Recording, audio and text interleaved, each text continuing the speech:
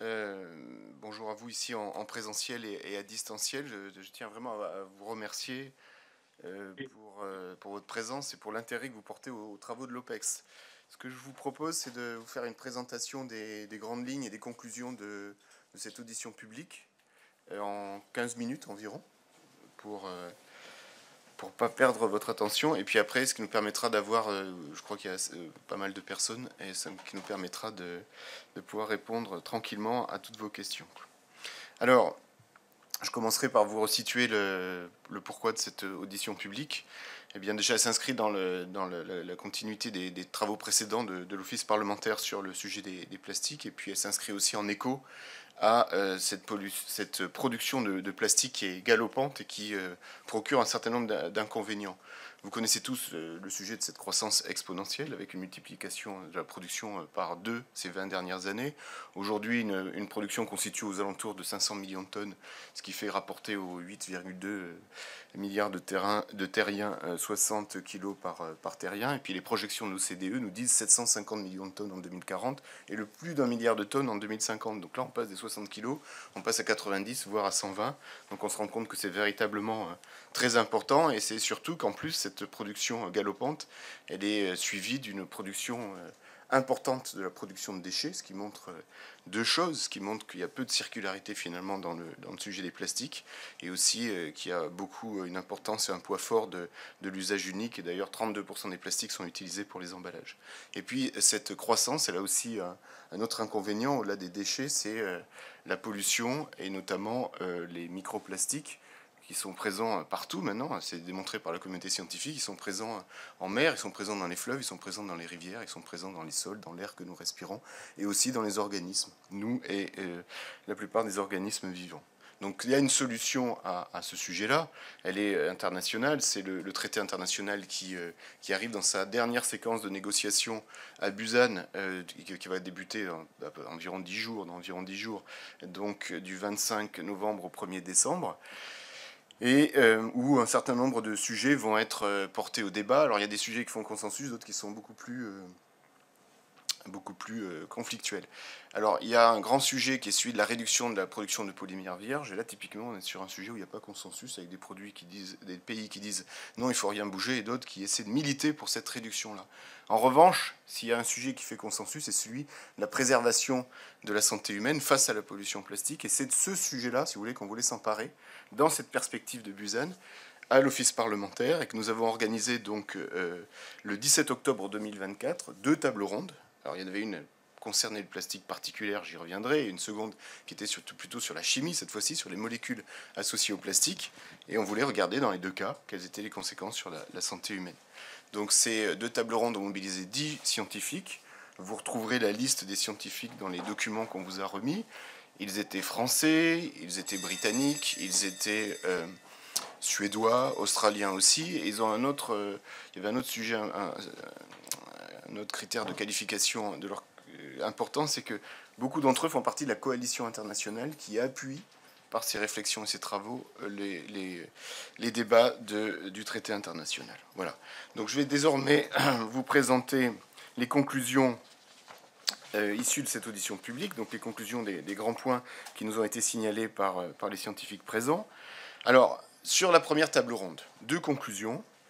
La première table ronde, je vous rappelle, c'est le plastique particulaire, donc les micros et les nanoplastiques. Première conclusion, c'est des difficultés méthodologiques. Les scientifiques nous mettent ça en évidence. Alors, d'où ça vient? Vous imaginez bien que les tailles de ces particules sont variables, leurs formes sont variables, et ça couvre de nombreux polymères. Donc tout ça fait que ça ne simplifie pas la détection et la quantification. Et pour preuve, quand vous allez par exemple faire des mesures dans de l'eau du robinet versus de l'eau en bouteille, vous pouvez avoir des résultats significativement différents, ce qui n'aide pas à avancer. Et donc il y a quand même eu, de la part de la communauté scientifique, une normalisation de la méthode pour mesurer les microplastiques dans l'eau. Autre difficulté, c'est la quantification de ce que nous ingérons, nous humains. Alors il y avait une étude de 2019 qui avait fait un grand écho médiatique, vous vous en souvenez tous, la consommation l'équivalent d'une carte de crédit sur un pas de temps que j'ai oublié, mais je crois que c'était à l'échelle de la semaine, si je ne me trompe pas. En tout cas, ce qu'il faut retenir, c'est que depuis, il y a eu d'autres investigations qui ont été faites et que les chiffres ont été revus à la baisse. Donc là aussi, on se rend compte que c'est pas évident. Donc, autre difficulté méthodologique. Et puis, il y en a également d'autres. Là, je vous parlais des microplastiques. Quand vous êtes sur les nanoplastiques, ils sont encore plus petits, donc encore plus difficiles à détecter. Et pourtant, il y a un vrai enjeu avec eux, parce que quand ils sont dans notre organisme, ils ont une faculté à rentrer dans notre circulation sanguine. Et puis, une autre difficulté qui nous a été mise en évidence, c'est quand on est sur des protocoles in vitro, où vous voulez confronter des organismes à la pollution plastique, vous trouvez facilement des polymères qui sont sphériques et en polystyrène, mais qui ne couvrent pas du tout la représentativité, la diversité des microplastiques présents dans l'environnement. Voilà les grandes difficultés qui nous mettent en évidence, et avec, encore une fois, des recherches de solutions. Alors, est-ce qu'il faut s'arrêter là et se dire, il n'y a pas de souci, on continue, on ne sait pas? Non, moi je dis qu'il faut mobiliser le principe de précaution et qu'il faut aller au-delà, et d'ailleurs les scientifiques eux-mêmes le font, et ils nous mettent en évidence un certain nombre de signaux d'alarme qui montrent que finalement la présence des plastiques particuliers présente des risques pour notre santé. Alors déjà, ils nous indiquent les voies d'exposition. On respire des microplastiques, on a un sujet avec le contact cutané, et puis aussi on en ingère par l'alimentation. Une des conclusions importantes qui nous a été mise en évidence, c'est que la quantité inhalée est loin d'être quasi équivalente à la quantité ingérée. On aurait tendance à croire que tout passe par l'alimentation, nous en respirons aussi beaucoup. Ce n'est pas tout à fait les mêmes, hein. Les chercheurs nous l'ont bien précisé. Donc une fois dans notre organisme, donc ils sont au contact des poumons, du côlon, de la peau, et donc là se produit parfois un passage dans le sang, et les scientifiques nous ont dit aussi que ça pouvait aussi circuler via les nerfs, et c'est notamment sur des plastiques respirés. Et puis après, évidemment, de là découlent toutes les recherches qui ont été mises en place et qui ont démontré la présence de ces microplastiques dans de nombreux organes. Je vous citerai le placenta, les reins, les testicules, le cerveau.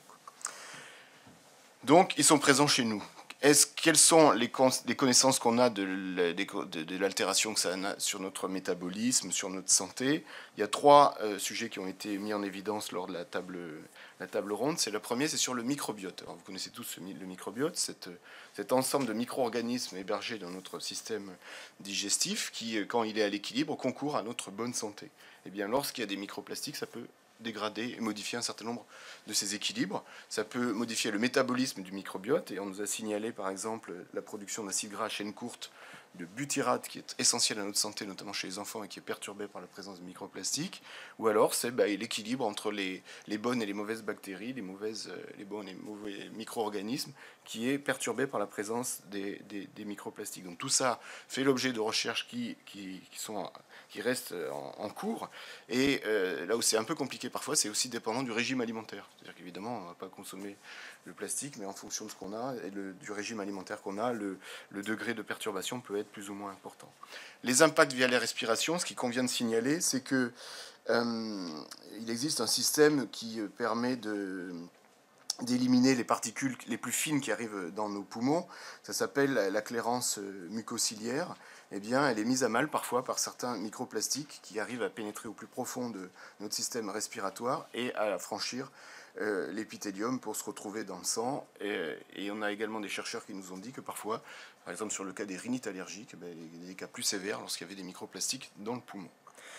Troisième exemple va concerner le système cardiovasculaire avec la démonstration, c'est une étude scientifique récente qui porte sur 300 personnes qui ont eu à subir une chirurgie cardiaque. Et bien quand on regarde ce qu'on a pu prélever chez elles et l'intensité des désordres cardiaques qui étaient les leurs, il y a 4-5 fois plus de risque d'infarctus chez les personnes avec les taux de microplastiques les plus élevés. Voilà les grandes conclusions de la table ronde sur l'aspect particulaire. J'en arrive à la deuxième table ronde, qui elle concernait donc la chimie, je vous le rappelle, donc l'ensemble des additifs présents, des substances chimiques présentes avec les plastiques, et donc évidemment avec les microplastiques.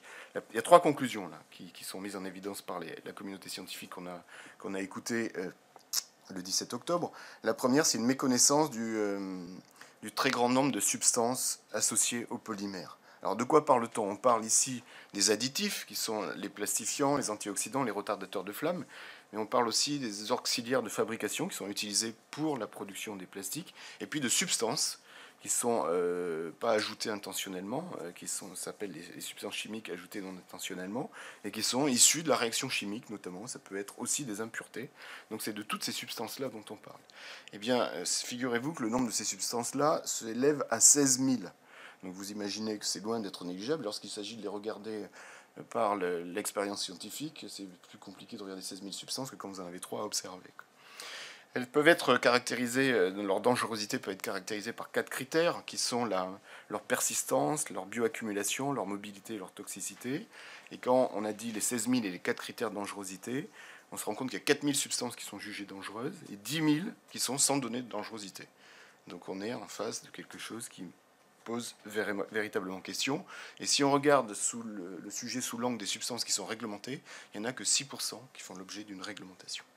Et pour ajouter un dernier élément à cette première conclusion sur cette méconnaissance très forte de toutes ces substances associées au plastique, il y a aussi un effet cheval de Troie qui lui va concerner, par exemple, je vous donne un exemple très clair pour vous situer de quoi il s'agit, c'est les macro-déchets plastiques perdus dans l'environnement qui au fur et à mesure du temps, et c'est du temps long, se fragmentent en microparticules et en nanoparticules. Et leur propriété physique fait qu'ils vont absorber un certain nombre de polluants organiques ou autres présents dans le milieu. Et donc en définitive, ils concentrent ces polluants-là.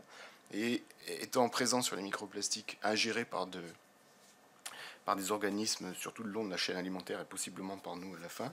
Donc vous voyez que ces substances chimiques, par cet effet cheval de Troie, arrivent à franchir des barrières qu'elles n'auraient pas franchies sans la présence des microplastiques.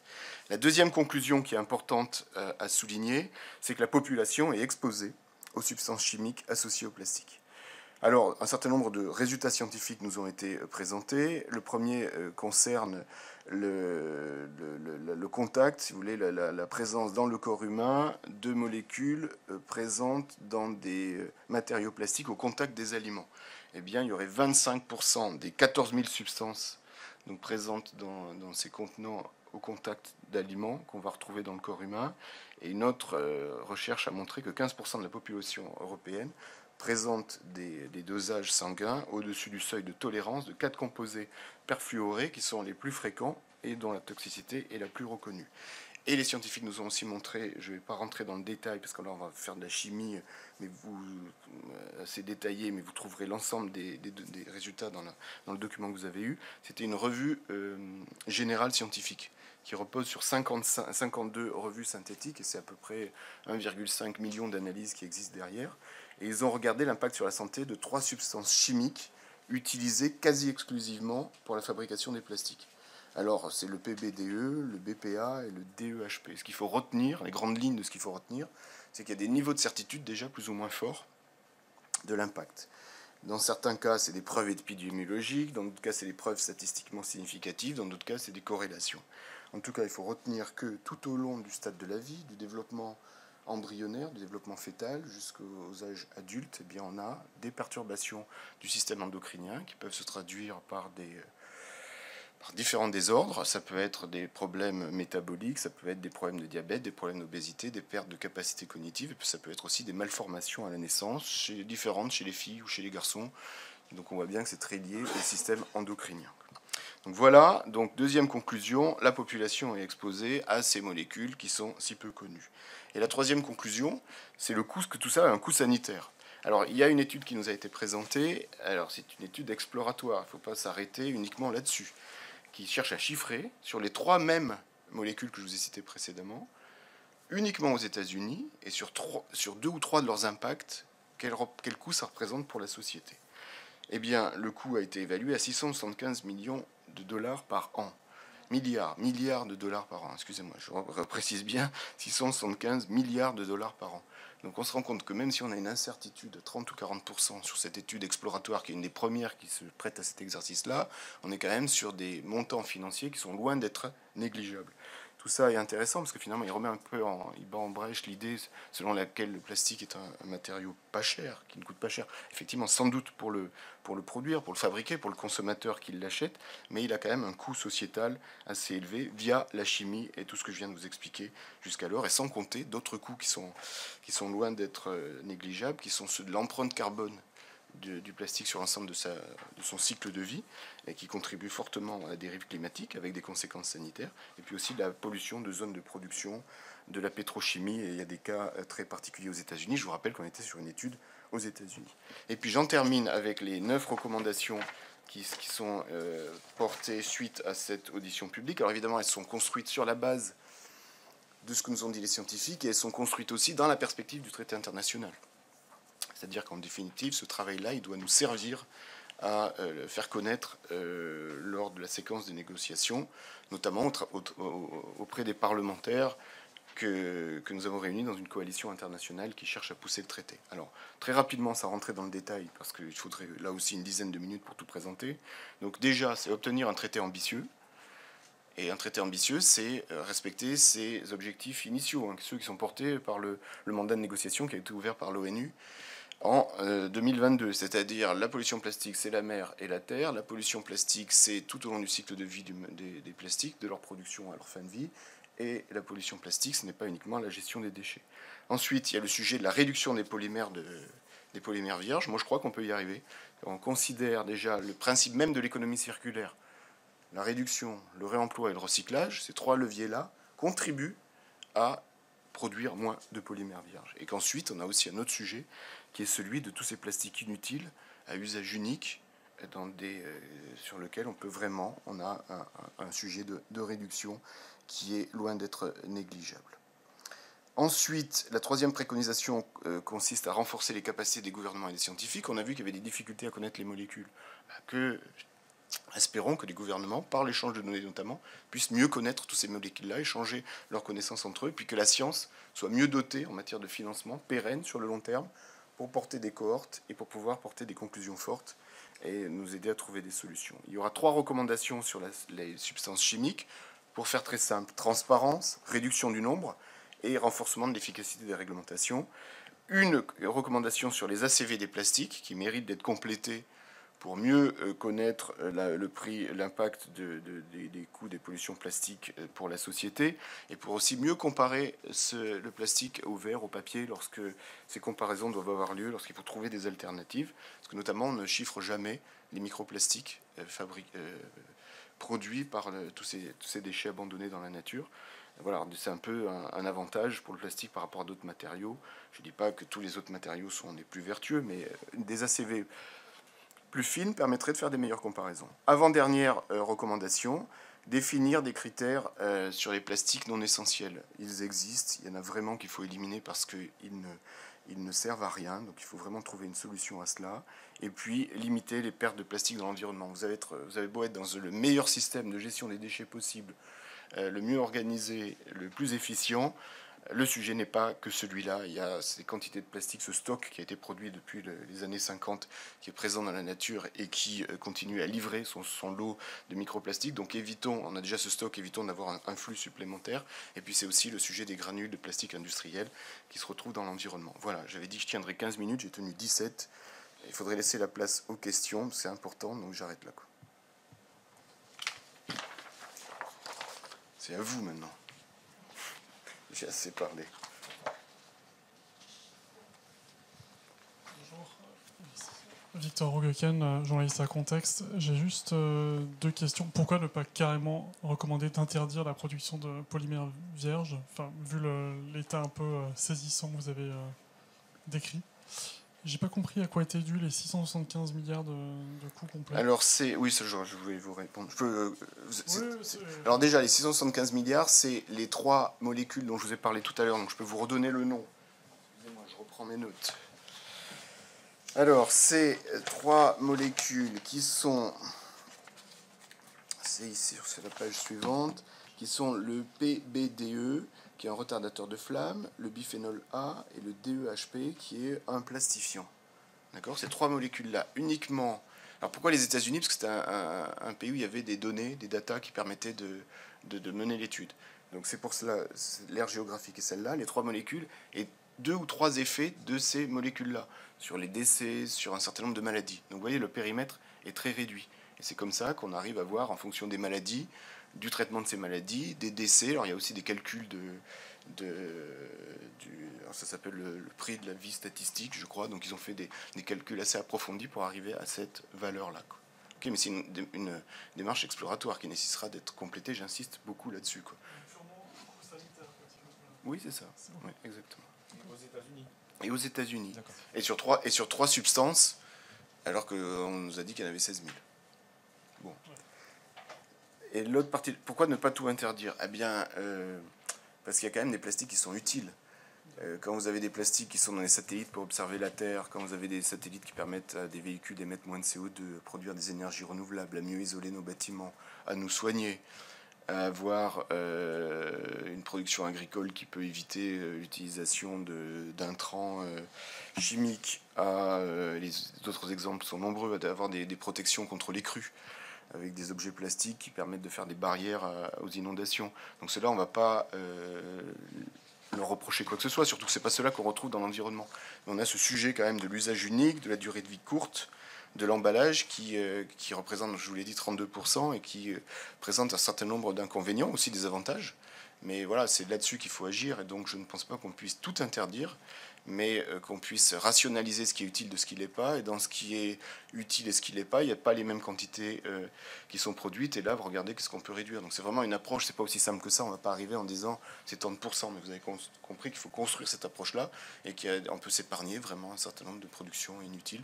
Surtout qu'en plus on a l'économie circulaire, j'insiste vraiment là-dessus, la réduction, le réemploi et le recyclage qui évitent de faire du vierge. Sinon, ça veut dire que quand on nous dit recyclage et réemploi, ils ne tiennent pas leurs promesses.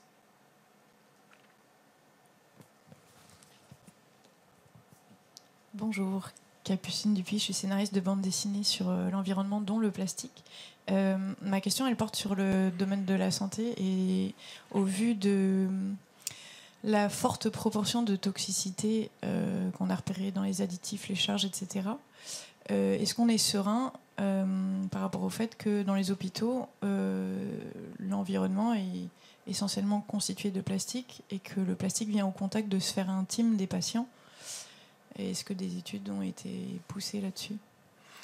C'est pas un sujet qui a été spécifiquement regardé lors de l'audition publique, mais il existe des recherches sur le sujet qui évoquent effectivement la présence un certain nombre des substances que je vous ai évoquées tout à l'heure dans des dispositifs médicaux. Mais là, je pense que ça ouvre vraiment la question du coût-bénéfice.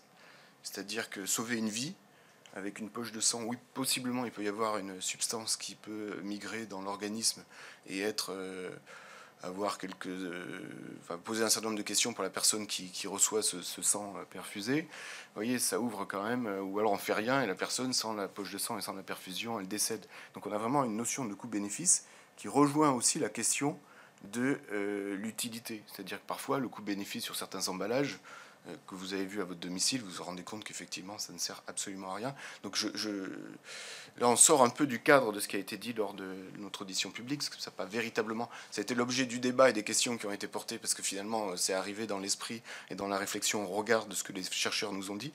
Mais il faut aussi positionner l'utilisage des plastiques et leur dangerosité pour certains au regard du coût de bénéfice de ce qu'ils apportent dans leur utilisation. C'est exactement ma question, et du coup, voilà.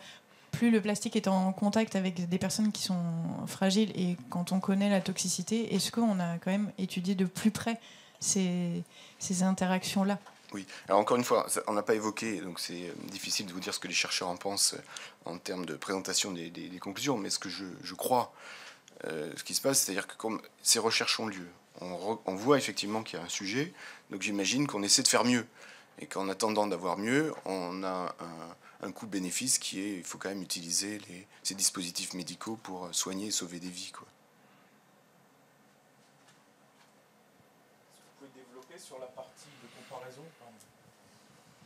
Est-ce que vous pouvez développer sur la partie de comparaison avec les autres substances, justement, papier notamment. Enfin, l'idée, c'est quoi? C'est d'avoir des meilleurs ACV pour les plastiques pour pouvoir mieux comparer. Ça, c'est la recommandation sur les ACV. Oui, aujourd'hui, l'ACV du plastique ne tient pas compte d'une des dimensions qui est la suivante, c'est-à-dire que lorsqu'on abandonne des objets plastiques dans la nature, et encore une fois, il y en a qui ont été abandonnés depuis 1950, qui forment un stock de micropolluants qui arrivent au fur et à mesure du temps qui passe. Donc c'est intégrer cette dimension des microplastiques, et c'est aussi intégrer ce qu'on a dit tout à l'heure, c'est-à-dire qu'il y a des coûts induits. Le plastique, la matière ne coûte pas cher à produire, elle ne coûte pas cher aux consommateurs, mais si à l'intérieur on a des additifs qui posent des problèmes de santé publique, qu'il faut corriger, que la société doit corriger et qui coûtent très cher, c'est important de l'intégrer dans une ACV pour pouvoir comparer le plastique à d'autres matériaux, pour pouvoir avoir au moins une idée de quels sont ses impacts négatifs, quoi. Ça veut dire restructurer le concept même de l'ACV? Pas nécessairement. Pas nécessairement. Ces débats, ils ont déjà eu lieu. Je me souviens avoir participé à un certain nombre une réunion sur du SRP, du syndicat des régénérateurs de plastique, où ils avaient fait une journée justement dédiée aux ACV. En fait, non, c'est juste avoir la data qui va bien pour l'intégrer dans l'ACV, pour ajouter une dimension. On n'est pas obligé de remettre tout le système à plat, quoi. On enrichit l'ACV d'un nouvel angle d'observation. Je ne suis pas un spécialiste d'ACV, mais c'est comme ça que il me semble que ça relève du domaine du possible.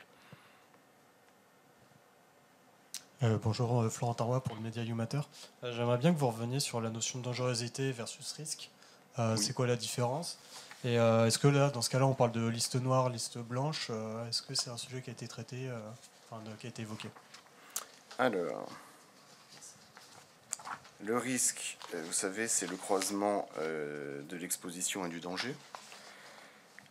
Et la dangerosité, elle a été définie par 4 critères, qui sont un critère de... Attendez, je vais vous les retrouver, ça me permet de vous les donner dans le bon ordre et éviter de vous dire des bêtises. Voilà. Pardon, excusez-moi, je vais... Et c'est là. Alors, les 4 critères, c'est la persistance de la molécule, sa bioaccumulation, c'est-à-dire à partir du moment où elle est rentrée dans un organisme, elle va y rester longtemps et s'accumuler. La mobilité, c'est sa capacité à migrer dans le milieu, dans l'eau, dans l'air. Et la toxicité, c'est son caractère problématique pour la santé, quoi. Donc il y a soit la façon de regarder le croisement exposition-danger, soit regarder ces choses-là. Et donc les chercheurs présents et qui nous ont présenté leurs travaux recommandaient plutôt cette approche-là pour aller plus loin. Alors vous avez une deuxième partie dans votre question. Oui, alors ça par contre c'est les décisions à prendre qui relèvent. Alors déjà il faut faire la transition pour dire c'est plutôt les nouveaux critères à prendre en compte. Ça c'est des décisions qui sont aussi politiques et internationales. Et puis après, lorsque la décision a été prise, c'est à la fois la communauté scientifique, les décisions politiques qui permettent de savoir si on fait une liste blanche, une liste noire. En tout cas, ce qu'on dit dans parmi les recommandations sur renforcer l'efficacité des réglementations, c'est que sur les fameuses 10 000 substances qui sont un peu dans l'angle mort, il faut s'attaquer à mieux les connaître. Donc voilà, donc là... c'est une liste de substances existantes qu'il faut mieux connaître pour savoir si justement il faut les mettre dans une liste blanche ou noire, quoi. Il y a peut-être des questions en ligne aussi, je ne sais pas. Je ne sais pas comment ça marche. Bonjour, Mireille Perronnet, journaliste médicale indépendante. Vous parliez d'une coalition parlementaire internationale, je crois que vous avez montée. Et je voulais savoir si, en fin de compte, à travers ça, vous avez des retours d'expérience de ce qui s'est fait ailleurs, dont chacun pourrait se nourrir. Et aussi, lorsque vous avez interviewé les différents scientifiques, il y en avait de tous bords, est-ce qu'eux, ils ont une manière de gérer le problème différente qu'en France et dont on pourrait se nourrir?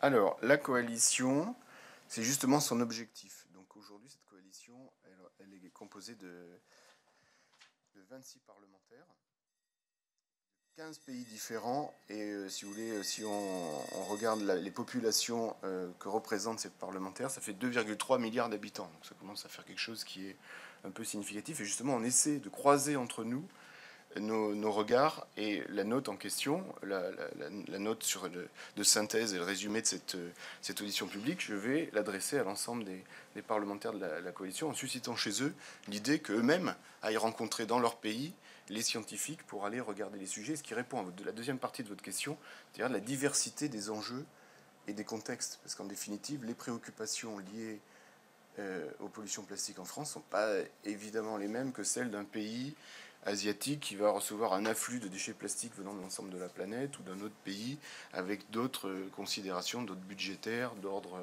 social, d'ordre économique. Donc on représente à peu près une grande diversité de situations différentes et par ces échanges de nos travaux sur la pollution plastique, ça nous permet de voir la diversité des situations et de rester, d'avoir une forme d'humilité, si vous voulez. C'est-à-dire qu'une conclusion qui paraît robuste et générale en France, elle n'est pas nécessairement adaptée à notre pays. Donc ça permet de croiser et ça permet finalement de produire de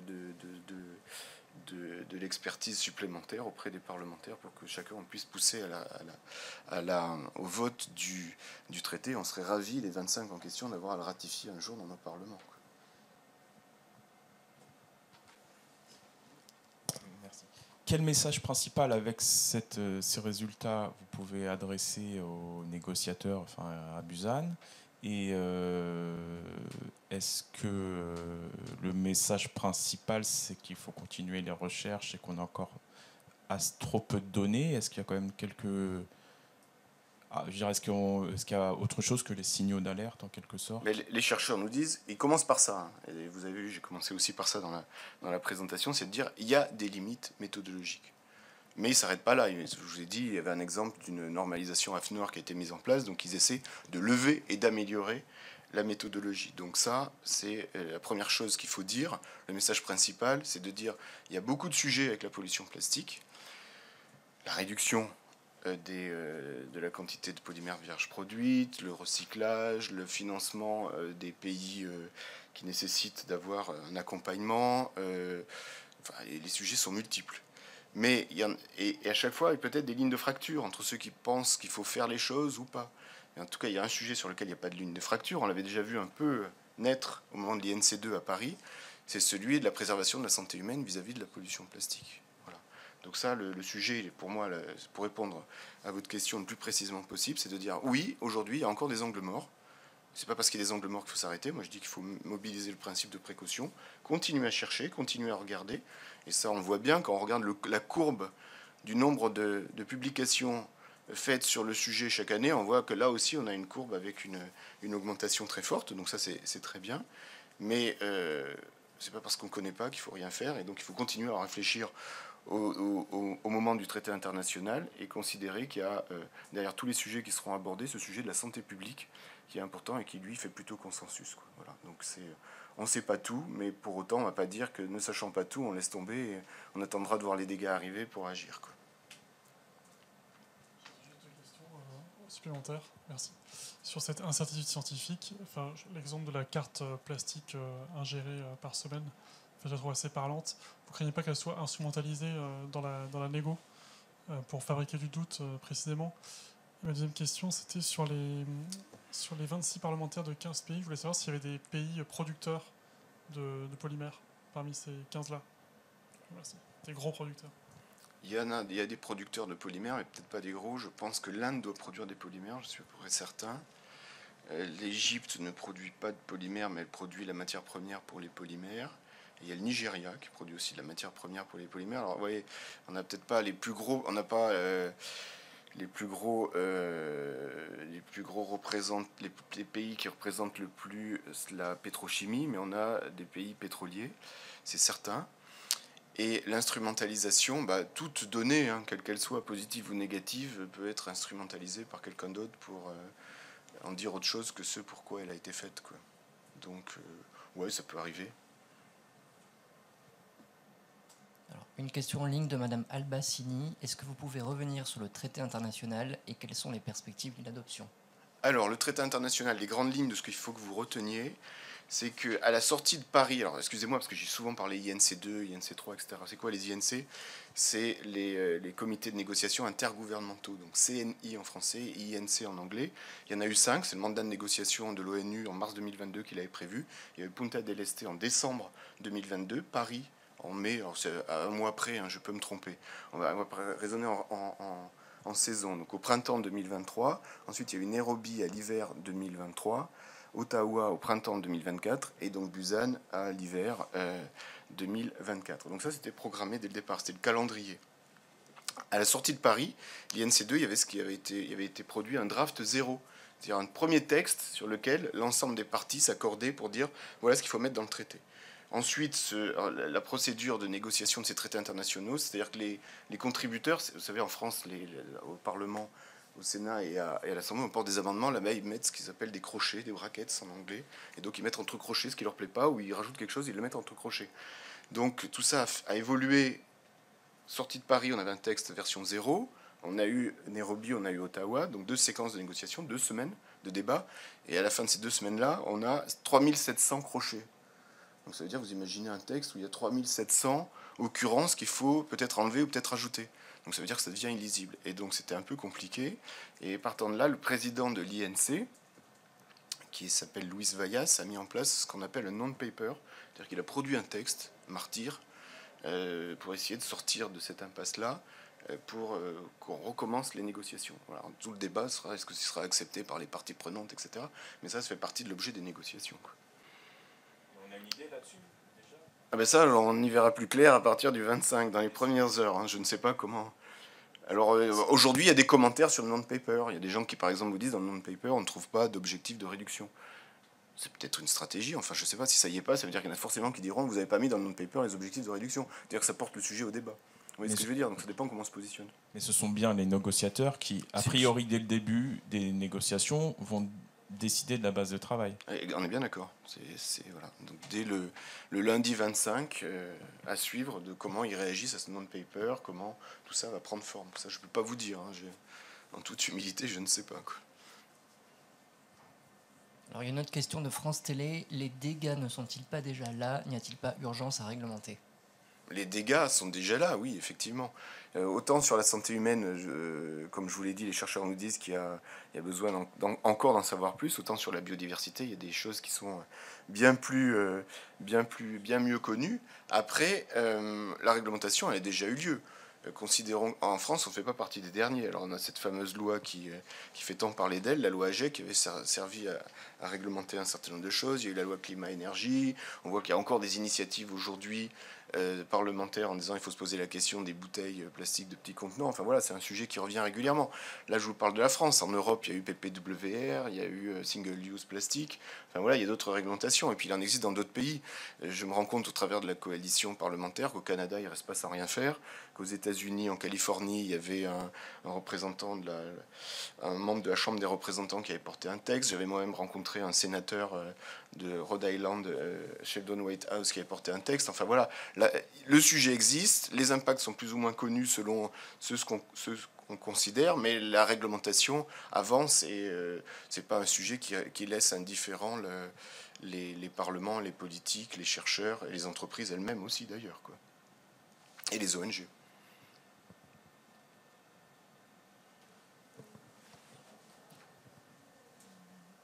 Vous avez parlé des différentes voies. Est-ce qu'il y a des travaux qui se sont occupés de la transmission mère-enfant? Sans doute. Là, on rentre dans des... oui, je pense, parce que quand vous regardez dans le document, je vais vous dire à quelle page ça se situe. Hop, il est là. Quand vous regardez dans le document à la page... Alors, il faut aller sur la partie chimie, donc on est déjà à la page 4. Et quand vous regardez voilà, c'est à la page 4, la deuxième colonne. Tout en bas, on vous explique, donc il y a eu cette revue générale qui a été effectuée avec 1000 méta-analyses, 52 revues systématiques représentant l'équivalent de 1,5 million de données. Et là, on se rend compte que dans les conséquences de ces 3 substances qui sont le BPA, le DEHP et puis le PBDE, il y a des conséquences qui sont de l'ordre des malformations génitales. Chez les filles et chez les garçons, c'est pas la même molécule à la naissance. Donc ça veut dire qu'il y a bien eu quelque chose qui s'est passé dans le cadre de l'exposition fétale à la molécule. Voilà. Donc après, voilà, il faudrait... Mais dans les conclusions de... J'espère que je ne dis pas de bêtises. Dans les conclusions du rapport, on a mis des références de ces études-là. Donc vous pourrez après avoir le loisir d'aller regarder plus précisément les mécanismes en jeu, quoi. On ne pouvait pas mettre dans une synthèse, que sinon rentrer dans des détails de biochimie, de chimie et de physique qui faisaient que ça devenait un peu indigeste. Est-ce qu'il y a d'autres questions en ligne? Non, il n'y en a pas, donc vous pouvez y aller. Sur les voies d'exposition, j'ai pas bien compris ce que vous avez dit. Elles sont plus par les voies... Pardon. Non, mais c'est plus par voie respiratoire, c'est ça, que par voie... Non, il y a le cutané, la respiration et l'alimentation. J'aurais eu tendance à croire, personnellement, que l'alimentation était... Mais je pense pas que j'étais le seul à le croire, parce que le scientifique qui nous a présenté l'exposition par voie respiratoire nous a dit que l'ON est négligeable par rapport à l'alimentation. Donc si elle a pris soin de nous préciser ça, c'est que je pense qu'on doit être nombreux à croire que c'est uniquement l'alimentation, mais c'est aussi la respiration. Alors c'est pas les mêmes, hein, on est bien d'accord que c'est pas exactement les mêmes origines des microplastiques qu'on ingère par l'alimentation que qu'on respire. La respiration, on sait que c'est notamment tout ce qui est fibres synthétiques des vêtements, quoi.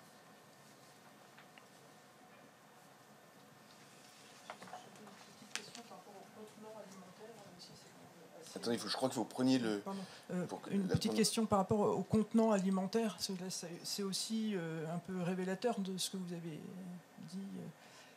On n'imaginait pas cet impact, en fin de compte, des contenants alimentaires. Et ça doit être... Je crois que ça doit être des propos qui nous ont été rapportés. J'espère ne pas me tromper, mais en tout cas, c'était un des 10 qui étaient présents, ça c'est certain. Mais ça doit être Martine Wagner qui a fait le... Megan Dinet, voilà, qui est une scientifique anglaise de la London School. Voilà, c'est elle qui a regardé ce sujet-là. Après, si vous voulez avoir le détail de tout ça, vous avez... Ça, c'est par rapport à la loi, en fin de compte, par exemple la loi AGEC ou la loi Egalim qu'on a en France, où on essaye justement de réduire les contenants alimentaires en plastique. Oui.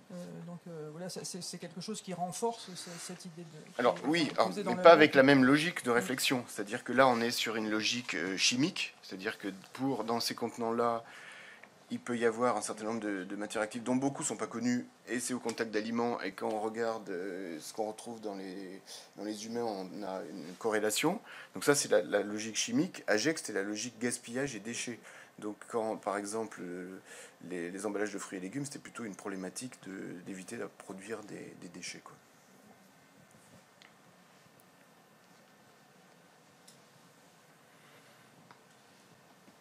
Pas d'autres questions en ligne, donc c'est que tout est clair ou pas du tout, on ne sait pas. En tout cas, merci à vous pour l'intérêt que vous portez encore une fois aux travaux de l'Office parlementaire, qui est un office précieux pour nos deux parlements, parce qu'on est 18 sénateurs et 18 députés à travailler sur ces questions scientifiques et technologiques, et il n'est jamais inutile d'éclairer les réflexions législatives sous l'angle de la science, parce que ça permet déjà de mieux comprendre les enjeux. Et voilà, dans un monde de raccourcis et de fake news, le recours à la science est utile. Donc merci pour l'intérêt que vous portez aux travaux de l'Office parlementaire d'évaluation des choix scientifiques et technologiques. Merci, et merci à tous ceux qui étaient en ligne, celles et ceux qui étaient en ligne.